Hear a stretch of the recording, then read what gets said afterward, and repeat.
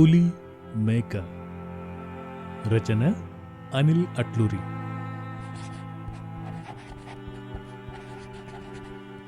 ప్రియమైన అమ్మకి, నువ్వు నాన్నగారు ఎలాగున్నారు? మేము బాగానే ఉన్నాం. నాన్నగారి ఆరోగ్యం ఎలా ఉంది? వేళకి మందులు వేసుకుంటున్నారా? నువ్వు కూడా వేసుకుంటున్నావా? వేసుకోవాలి. చిన్నప్పుడు నాకు చెప్పేదానివిగా ఆరోగ్యమే మహాభాగ్యం అని. ఇప్పుడు నేను నీకు చెప్పాల్సి వస్తోంది. మాకు చెప్పేటంత పెద్దవాడైపోయాడు వీడు అని నాన్నగారు వాళ్లతోనూ వీళ్లతోనూ అంటున్నారట. నాకు తెలుసు మీ ఇద్దరికీ నా మీద కోపం వచ్చిందని. కాని ఏం చెయ్యను? మేమిక్కడ ఉన్నామనే కాని నా ఆలోచనలు మీ చుట్టేనమ్మా. ఎలా ఉన్నారో ఏమిటో అనుకుంటూ ఉంటాను. ఏ అంత సంపాదించుకుంటున్నారుగా, $1,000 పెట్టి టికెట్ కొనుక్కుని రాలేరా అని ఎవరో అక్కాయ అందిట అని ఊరుకుందా? లేదు, ఇదంతా వాడి పెళ్ళాం పనే, ఆవిడగారు పుట్టింటికి తోలుకుంటోంది అని కూడా అన్నదట. విన్నావిడ ఊరుకోవచ్చుగా. తిన్నగా నీ కోడలు ఆఫీసుకెళ్ళి తనతో చెప్పిందంట. ఇకనే ఈవిడగారు ఆ రోజు ఆఫీసు నుంచి నేను వచ్చేటప్పటికి లంకలో సీతలాగా కొంపలో ఒక మూల ఏడుస్తూ కూర్చునుంది. నేను నా కుటుంబం సుఖంగా ఉండటం ఇష్టం లేదు ఆవిడికి.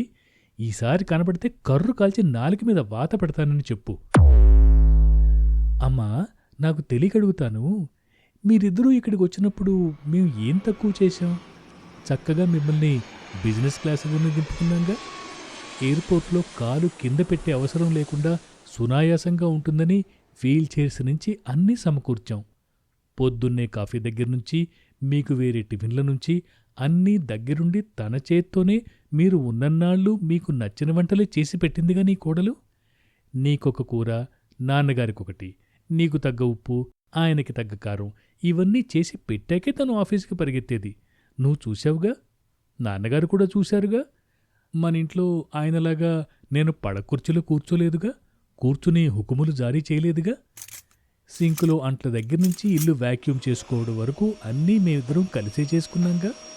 మీ బట్టలన్నీ ఎప్పటికప్పుడు ఉతికి ఇస్త్రీ చేసి పెట్టింది కాదా నీ కోడలు? అవునమ్మా, నాకు తెలియకడుగుతాను.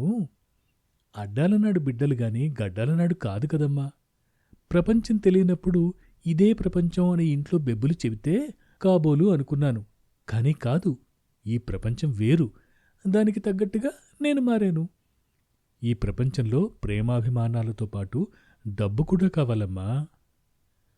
నా స్కూల్ ఫీజు కట్టడానికి వెళ్ళినప్పుడు తగ్గిన $10 కట్టించుకో, నేను రేపు ఉదయం పిల్లాన్ని దింపడానికి వచ్చినప్పుడు ఇస్తానుగా అంటే ఆ స్కూల్ క్లర్క్ ఒప్పుకోలేదని నాన్నగారు గింజుకుంటూ నీతో చెప్పినప్పుడు గుమ్మం దగ్గరే ఉన్నానమ్మా, విన్నాను. ఆ రోజున ఆ పులి సణుక్కుంటూ విసుక్కుంటూ సైకిల్ క్యారేజ్ మీద నన్ను కూర్చోబెట్టుకుని తిట్టుకుంటూ తీసుకుంటూ స్కూలు దగ్గరలో ఆఫీసులో పనిచేసుకుంటున్న ఫ్రెండ్ని $10 అప్పడిగితే ఆయన లేవు అని తల తిప్పేసినప్పుడు ఆ ముఖం అవమానంతో ఎర్రబట్టం కూడా చూశానమ్మా. చచ్చినట్టు నన్నేసుకుని ఆ మండే ఎండలో సైకిల్ తొక్కుకుంటూ ఇంటికొచ్చి దేవుడి దగ్గర నా హుండీ పగలగొట్టి $10 నాణేలు తీసుకుని మళ్లీ స్కూలుకొచ్చి ఫీజు కట్టి నన్ను లోపలికి పంపారు నాన్న. నేనది మర్చిపోలేదు. క్లాస్ ఫస్ట్ వస్తే సైకిల్ కొనిస్తానులే అని 7వ క్లాసులో చెప్పినా 10థ్లో కానీ కొనివ్వలేదు. మీ నాన్న దగ్గర డబ్బుల్లేవురా, నువ్వు ఎంత చదివినా అంతే అని నా క్లాస్మేట్ చెవిపోగులోడు వెక్కిరించినప్పుడు నేను నీ దగ్గర చెప్పుకుంటూ ఏడిస్తే నువ్వు కూడా విసుక్కున్నావు. ఆ కలెక్టర్ జీతంలో ఎన్నెన్ని కొంటారు మీ నాన్న అని. నేను అదీ మర్చిపోలేదు, ఎన్నటికీ మర్చిపోను కూడా. పెరేడ్ గ్రౌండ్లో ఫాస్ట్గా పరిగెత్తలేకపోతుంటే ఆ క్యాన్వా షూస్లో ఏం పరిగెడతాడ్రా వాడు అని వాళ్ళందరూ ఎద్దేవా చేశారు. నేను పట్టించుకోలేదు. కానీ షూస్ విప్పిన వెంటనే నా సాక్స్ బయటికి లాగి వాటి బొక్కల్లో వేలు పెట్టి ఆడిస్తూ నా క్లాస్ ఆడపిల్లల ముందు నన్ను అవమానించిన రోజు సిగ్గుతో చచ్చిపోయాను. కానీ అప్పటికి కొంత అర్థమవుతూనే ఉంది ఈ ప్రపంచం. అందుకే నీ దగ్గరికి పరిగెత్తుకుంటూ రాలేదు. బాత్రూంలోకి వెళ్ళి ఏడ్చి మొహం కడుక్కుని వచ్చాను. నేనది మర్చిపోలేదు, మర్చిపోను కూడా. అయిపోతే పోనీలే, ఎప్పుడూ ఉండేవేగా. అమ్మా, ఈరోజు ఉదయం ఏమైందో తెలుసా? రోజులాగానే ఈరోజు వాళ్ళమ్మ జడ వేసేటప్పుడు ఎందుకంత గట్టిగా లాగుతావు, నానమ్మ అయితే ఎంత చక్కగా దూవుతుందో తెలుసా, అస్సలు నొప్పే ఉండదు అంటూ చిన్నది నిన్ను గుర్తు చేసుకుంది. వాడు అంతే, నాన్నా, మనం నానమ్మ దగ్గరికి ఎప్పుడు వెళ్తాం అని అడుగుతుంటాడు. మొన్న శనివారం మధ్యాహ్నం స్కూల్ నుంచి వాళ్ళిద్దరిని తీసుకొస్తున్నప్పుడు, నాన్నా, ఐస్ క్రీం తిందామా అని అడిగారు. సరే కదా అని కోల్డ్ స్టోన్కి తీసుకెళ్లి ఇద్దరికీ తలొక వెనీలా కొనిపెట్టాను. చిన్నదంటుంది వాళ్ళన్నయ్యతో, నానమ్మైతే చాక్లెట్ ఫ్లేవర్ కొనిపెట్టేది, ఎంత స్వీట్గా ఉండేదో. ఆ రోజు సాయంత్రం ఇంటికి వచ్చేటప్పటికి అన్నా చెల్లెళ్ళు ఒకవైపు, వాళ్ళమ్మ మరోవైపు కూర్చునున్నారు. టీవీ మోగటం లేదు. నేను సోఫాలో నా బ్రీఫ్ కేసుని ఒకవైపు పెట్టేసి కూర్చున్నానో లేదో పరిగెత్తుకుంటూ వచ్చి నా మీద పడిపోయింది నీ మనవరాలు. గొంతు పెంచకుండా ఎక్కేళ్లతో ఏడుపు. ఎందుకమ్మా ఏడుస్తున్నావు అని అడిగాను. చెప్పకుండా నా భుజంలోకి ఇంకా గట్టిగా తల దూర్చి ఏడుపు పెంచింది. ఎందుకురా చెల్లి ఏడుస్తోంది అని అడుగుతూ వాడివైపు చూశాను. వాడు ఏడుపుని బిగబట్టుకుని ఆపుకుంటున్నాడని అర్థమైంది. వాళ్ళ అమ్మవైపు చూద్దును కదా, ఆవిడ తల తిప్పుకుని కూర్చుంది. వాళ్ళిద్దరినీ బుజ్జగించి నెమ్మదిగా వాళ్ల వెక్కిళ్ల మధ్య రాబట్టితే తెలిసింది వెళ్ళిపోయారని. మేమిద్దరం వెళ్ళిపోతాన్రా, మీ ఇంట్లో ఉండలేం అన్నావంట. ఎందుకు అని అడిగితే, మేము మీ నాన్నకి బరువైపోయాం అన్నావంట.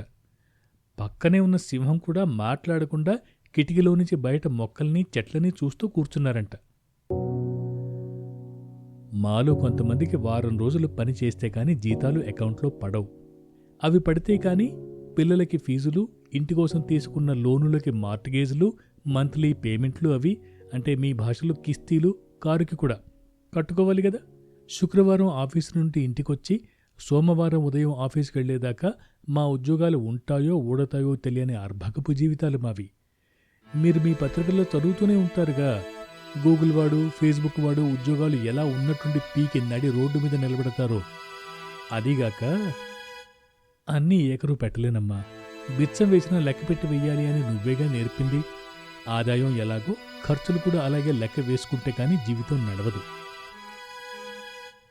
వారం ఎలా గడుస్తుందో మీరు చూశారు. వారాంతంలో తప్ప మాకు సొంత పనులకు టైం ఉండదు. అందుకే శనాదివారంలోనే మా షాపింగ్ అంతా చేసుకుంటాం. మీరు గుళ్ళు గోపురాలు తిప్పమంటే నేను కాదనలేదే. మా మేనేజర్తో మాట్లాడి సెలవు తీసుకుని వెళదాం అన్నాను. అక్కడలాగా అలా అనుకుని ఇలా వెళ్ళిపోవటం కుదరదు. అందుకని ఆపై వచ్చే శనాదివారాలు వెళ్దామని అన్నానే కాని వద్దని అనలేదుగా. ఆ మాత్రం దానికి అంతమాటనాలా? నీకు గుర్తుందమ్మా, నా జీవితంలో మొదటి ఉద్యోగంలో జాయిన్ అయినప్పుడు ఆ 6 నెలల్లో ఇంటర్న్షిప్లో నిలబడి చూద్దాం అని పెద్దపులి అన్నారంటే, ఏమిటి ఇలా అంటున్నారు అనుకున్నారు. కానీ స్టైపెండ్ అకౌంట్లో పడ్డ రోజున ఆ సంతోషాన్ని మీతో పంచుకుందామని ఇంటికి వస్తే ఆయనగారేమో ఫోన్లో బిజీ, నువ్వేమో బేబీ మామతో బిజీ. ఆ శనివారం సాయంత్రం నా సంతోషాన్ని పంచుకుంటూ సరదాగా అలా బృందావన్కి వెళ్ళి భోజనం చేద్దాము అంటే గుడికి వెళ్ళాలని నువ్వు. పోనీ ఆదివారం సాయంత్రం వెళ్దామంటే నాన్నగారికి క్లబ్లో ప్రోగ్రాం ఉందన్నారని అన్నావు నువ్వు. నేనది మర్చిపోలేదు, మర్చిపోను కూడా. అవును, మీ ఇద్దరికీ బట్టలు పెట్టాను కదా, అవి కుట్టించుకున్నారా, కట్టుకున్నారా? నాకు చూసిన గుర్తులేదు మరి. ఉద్యోగంలో చేరిన 3 నెలల తర్వాత బైక్ కొనుక్కుని ఆ ఆంజనేయ స్వామి వారి దేవాలయంలో పూజలు చేయించుకునేటప్పుడు తోడుగా వచ్చిన మా మేనేజర్ అన్న మాటలు గుర్తుకొచ్చాయి. మీ నాన్నగారికి బహుశా 10 ఏళ్లు పట్టిందేమో బైక్ కొనుక్కోవడానికి, కానీ నీకు 25 ఏళ్ల వయసుకే వాహనయోగం పట్టింది. అంతేగా మరి, ఆయనకంటే చిన్న వయసులోనే పెద్ద జీతం కాదా మరి? నా చదువులకి తీసుకున్న బ్యాంకు లోన్లు అవి నేనేగా కట్టుకున్నది. నీ మేనకోడలికి అమెరికా సంబంధం కావాల్సొచ్చింది. మరి ఆయన చెల్లెలకి డాక్టర్ సంబంధం కావాల్సొచ్చింది. ఏం చేద్దాం మరి? ఆ గోల పడలేక నాకు నచ్చిన, నన్ను మెచ్చిన అమ్మాయిని చేసుకున్నా ఖర్చులు నేనే పెట్టుకున్నానుగా. నాకు తెలుసు, మీరు పెళ్లిపీటల మీద కూర్చోకపోతే నేను ఏ రిజిస్ట్రార్ ఆఫీసులోనో చేసుకుంటానని భయపడ్డారులే. మళ్ళీ మీ సంఘంలో మీరు తలెత్తుకు తిరగలేరుగా. ఆ పెద్దవాళ్ళిద్దరినీ ఆ అద్దె గుంపల్లో ఎందుకయ్యా, చక్కగా ఒక ఫ్లాట్ కొని అందులో ఉండమనక అని టైగర్ గారి స్నేహితుడు 1కి 10 సార్లు ఫోన్లు చేసి పోరితే మీకు ఇష్టం ఉండదేమో ఉందని సందేహిస్తే మీ నాన్నగారిని ఒప్పించే పూచి నాది అని ఆయన అన్నారు. ఆ మాట అన్న తర్వాతే మీరుంటున్న ఫ్లాట్ కొన్నాను. తర్వాత తెలిసింది నాకు ఆ ఫ్లాట్ కొనే ప్రపోజల్ స్నేహితుడు గారిది కాదని. ఇంకోటి తెలుసా, ఆ ఫ్లాట్ కొనే టైంకి డబ్బులు లేకపోతే నీ కోడలే ముందుకొచ్చి లోన్ తీసుకుని డబ్బులు సర్దింది. నీకేమో ఆమె బొట్టు పెట్టుకోదు, తాళి ఉంచుకోదు, చీర కట్టుకోదు, జీన్సు గౌన్లు వేసుకుని అలా ఆడా మగ అని లేకుండా అందరితో తిరుగుతుందని కోపం.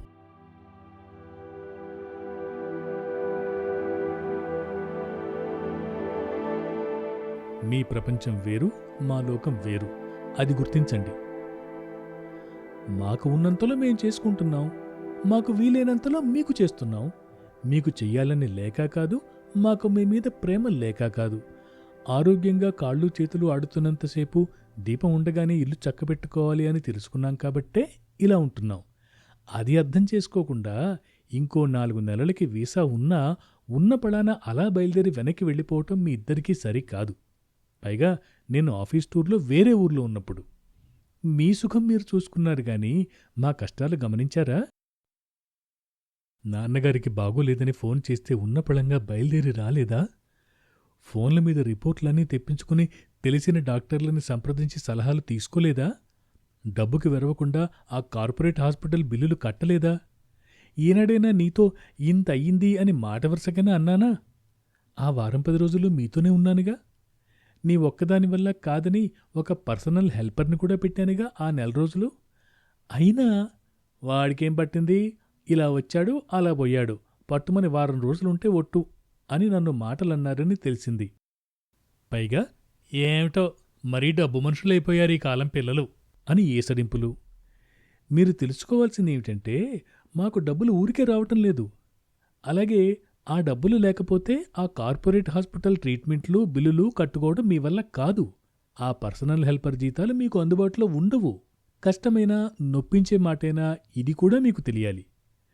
మిమ్మల్ని నేనేమీ ఏదో ఒక ఓల్డేజ్ హోమ్కి పంపలేదే, దగ్గరుండి చేయించానే. ఎందుకని? ప్రేమ అభిమానం ఉండబట్టేగా. అన్నీ ఇలా సజావుగా జరిగిన వాళ్ళందరూ జరిగినంతకాలం ఆ వెధవడబ్బేం చేస్తుంది అని ఈసరించుకుంటూ ఉంటారు, దాని అవసరం రానంతవరకు. నానమ్మ తాతగారు ఫేస్ టైంకి ఎందుకు రావటం లేదు? వాట్సాప్ మెసేజ్లకు ఎందుకు ఆన్సర్ చేయటం లేదు? ఫోన్ చేస్తే ఎందుకు లిఫ్ట్ చేయడం లేదు అని ప్రతిరోజు పిల్లలు అడగటమే. ఆయన ఎలాగో పెద్ద పులి గదా, మాట్లాడరు. నీ కోడలికి తన మూలంగా మీరిద్దరూ వెళ్ళిపోయారని నేననుకుంటానని అనుమానం తనలో తాను కుళ్ళిపోతోంది. ఇంతమందికి ఇలాంటి మానసిక వ్యధ అవసరమా అమ్మా? చెప్పు. ఫోన్లు చేసి చేసి మీ మౌనంతో మొండితనంతో విసిగిపోయి ఈ ఉత్తరం రాస్తున్నాను. పైగా ఫోనుల్లో ఇన్ని విషయాలు ఇంత వివరంగా చెప్పలేను కూడా. మరో మాట, నీకు ఉత్తరం 1కి 10 సార్లు చదువుకునే అలవాటు ఉంది కదా, ఆయనకి కూడా చదివి వినిపించు. లేదా చదువుకోమని చేతికి ఇవ్వు, తాపిగా చదువుకుంటారు. చదువుకుని నిజానిజాలు మీరే ఆలోచించుకోండి. ఇక మీ ఇష్టం. ఉంటాను మరి. ఆరోగ్యం జాగ్రత్త.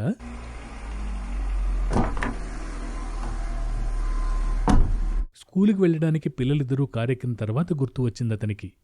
దిగి ఇంట్లోకి వెళ్ళి ఉత్తరం రాసిన కవర్తో కారు ఎక్కాడు.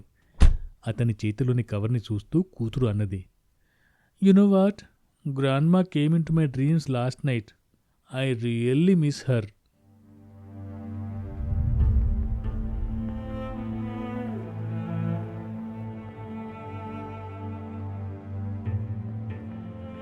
పులి మేక. రచన అనిల్ అట్లూరి. ఈ కథ ఈ మాట నవంబర్ 2023 సంచికలో ప్రచురితమైంది.